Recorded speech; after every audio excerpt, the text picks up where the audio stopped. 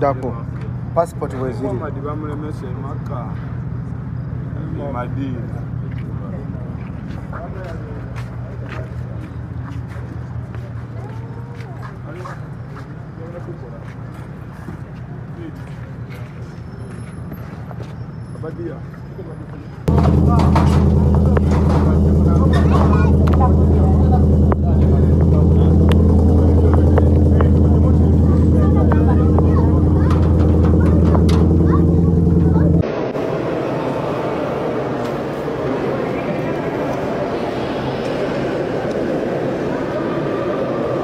Olunaku olw'eggulu nakuwadde Intel nti neera omukulu Alien Skin ayolekedde okugenda mu ggwanga ery'e Kenya mu ddwaliro lya Aga Khan asobole okubeera nga afuna obujjanjabi obw'enjawulo. Kyokka Intel gyenfunye olunaku olwaleero eraga mbu e Kenya ayinza obutabandaalayo ne yeeyongerayo mu nsi endala. Yes, olunaku olw'eggulu omukulu Alien Skin lwe yasitudde era bw'atyo n'agenda e Kenya n'omuntu omu. Embeera yabadde nnungi nnyo, vibe yabadde waawo, naye neera nga ntonomuko. Omutwe yabadde agusibyeko bagiyita batya? Esi ye bandana bagiyita batya? Omuntu oba buyitanga batya bwe bayambalanga wano ku mutwe? Erinnya ndyerabidde. Kyokka kati nze nno odda buli bwe mulanga ngamba oba ekiwundu takinyize, ekiwundu ate kisibyeko akantu ako takinyize. Kugamba kale nga mpulira muli, naye nga okusinziira ku medical information gye nfuna kigambibwa mbu n'okubeera nga yafunako ayagala kugenda kwekenneenyezebwa olw'omutwe ogumuluma ennyo oba teyafuna buzibu bwonna kawanga. Yes, kigambibwa ayinza okubeera nga yafuna obuzibu kawanga, so kye kimututte mu ddwaliro e Kenya mu Aga Khan asobole okubeera nga yeekenneenyezebwa, bamusikaaninge bulungi nnyo afune obujjanjabi obw'enjawulo kubanga yandisirikira wano mu ggwanga lya Uganda ate ng'embeera eri waso. Agenze kulaba oba teyafunako buzibu kawanga asobole okubeera nga ajjanjabwa akome wonna. Natandise dde okubamu akafaananyi ng'akomawo, natandise okubamu dde akafaananyi olunaku lwagenda okukomawo. Ayayayayayaya onoowulira ono ku SMX Media embeera bwe yabadde ku kisaawe Entebbe ne maama we ng'agezaako okubeera ng'asibula mutabani we ogenda okusobola okufuna obujjanjabi obw'enjawulo.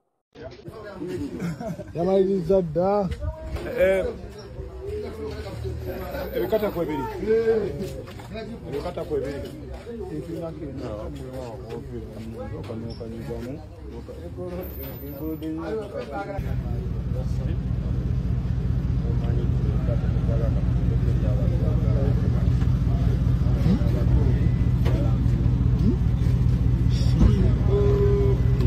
Okay.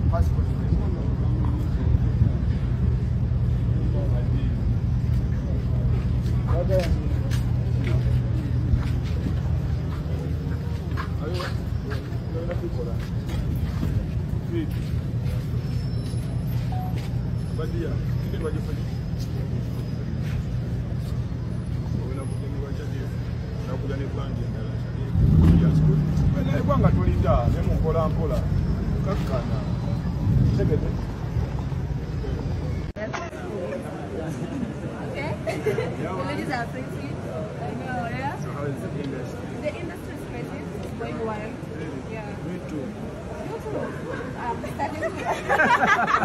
starting to laugh. Yeah. Okay. Now, welcome. Have a rest. We'll see you. And we'll see your music with Kenyan artists. We are waiting for you. What is how you want it now?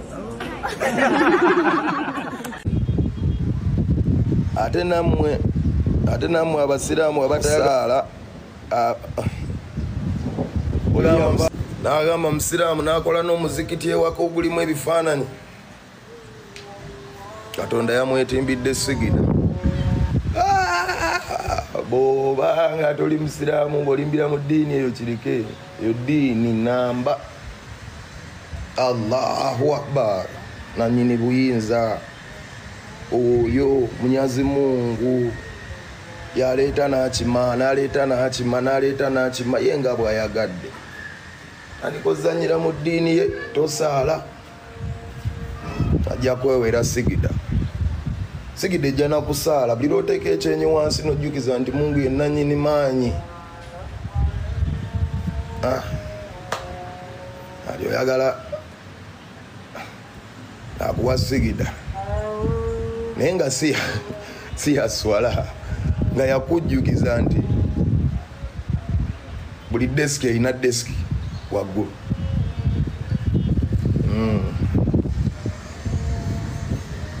Ndi musajja mu Katoliki enki yonna ekimanyi.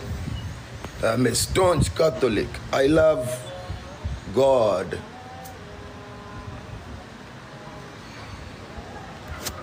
Gwe Edako passport weziri bamulemese maka madini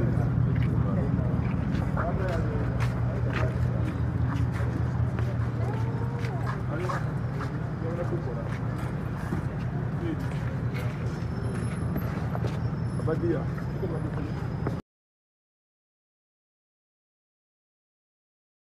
Mu mawulire ge tulinawo kino tekiri fantastic. Alien Skinny akayinja ke bamukuba side wano ebyaddala kalebe kakamukolera ddala tocha ey'amaanyi. Alien Skinny alabiddwako nga setting off agenda kulinnya nnyonyi agenda afune kye tuyita further treatment.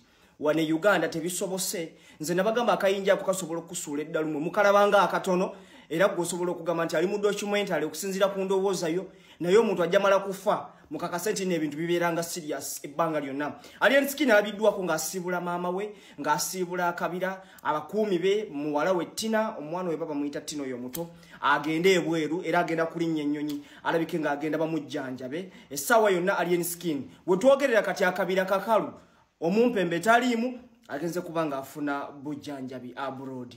Fantastic.